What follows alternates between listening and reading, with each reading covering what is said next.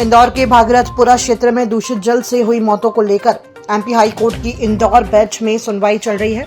इस दौरान कोर्ट ने कहा कि इस घटना ने शहर की छवि को बहुत नुकसान पहुंचाया है। इंदौर देश का सबसे स्वच्छ शहर है, लेकिन अब दूषित पेयजल की वजह से ये पूरे भारत में चर्चा का विषय बन गया है।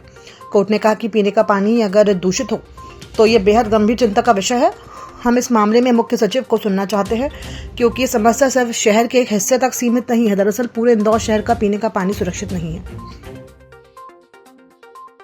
मुख्यमंत्री डॉक्टर मोहन यादव ने मध्य प्रदेश में एक नए नवाचार करते हुए आज मंत्रिपरिषद की बैठक में मंत्रिपरिषद के सभी सदस्यों को टैबलेट वितरण किया। उन्होंने बताया कि मंत्रिपरिषद से संबंधित संपूर्ण जानकारी उपलब्ध करवाई जाएगी। मंत्रालय में मंगलवार को हुई मंत्रिपरिषद की बैठक में कैबिनेट के सदस्यों और मंत्रिपरिषद के भार साधक सचिवों को टैबलेट प्रदान करने की शुरुआत हुई। कैबिनेट के सदस्यों ने टैबलेट प्राप्त किया और प्रसन्नता व्यक्त करते हुए मुख्यमंत्री डॉक्टर यादव का आभार माना।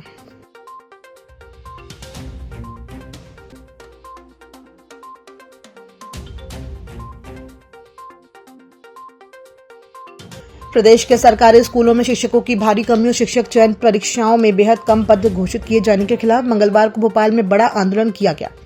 प्रदेश भर से करीब 2000 भावी शिक्षक राजधानी पहुंचे। इस दौरान उन्होंने लोक शिक्षण संचालनालय और जनजातीय कार्य विभाग का संयुक्त घेराव कर हनुमान चालीसा का पाठ किया।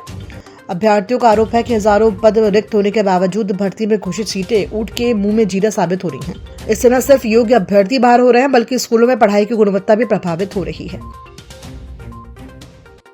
प्रदेश के संविदा कर्मचारियों के एक प्रतिनिधि मंडल ने डिप्टी सीएम और वित्त मंत्री जगदीश देवड़ा से मुलाकात कर विभागों में रिक्त पदों पर संविदा कर्मचारियों अधिकारियों संविलियन किए जाने और 22 जुलाई 2023 को जारी संविदा नीति में संशोधन किए जाने की मांग की है।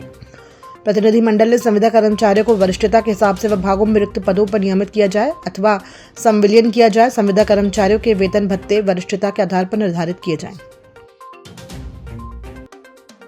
सतना जिले में धान खरीदी केंद्रों की अव्यवस्थाओं से नाराज किसानों ने बुधवार को मुख्य सर्किट हाउस चौराहे पर चक्का जाम कर दिया। किसानों ने पंजीयन सत्यापन न होने और खरीदी प्रक्रिया में अनियमितताओं का आरोप लगाते हुए प्रदेश सरकार और प्रशासन के खिलाफ जमकर नारेबाजी की। प्रदर्शनकारी किसान ट्रैक्टर लेकर सड़क पर बैठ गए, जिससे चौराहे से गुजरने वाला यातायात पूरी तरह से ठप हो गया।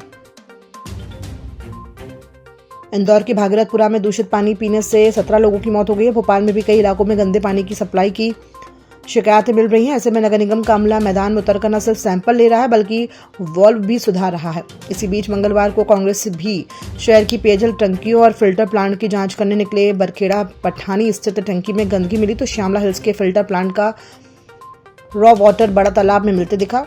इस पर कांग्रेसियों ने आपत्ति ली और तुरंत सुधार कराए जाने की चेतावनी दी है। कांग्रेस नेता रविंद्र साहू झूमरवाला ने गोविंदपुरा विधानसभा के बरखेड़ा पठानी क्षेत्र स्थित टंकी पर चढ़कर निरीक्षण किया, वीडियो भी बनाया। इस दौरान टंकी के अंदर और आसपास गंदगी मिली।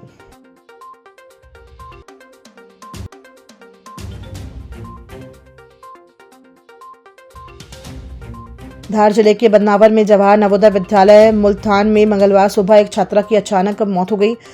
6वीं क्लास में पढ़ने वाली निशा सूर्यवंशी की स्कूल ग्राउंड में पीटी के दौरान अचानक तबीयत बिगड़ी। इसके बाद उसे अस्पताल ले जाया गया, जहां डॉक्टरों ने उसे मृत घोषित कर दिया।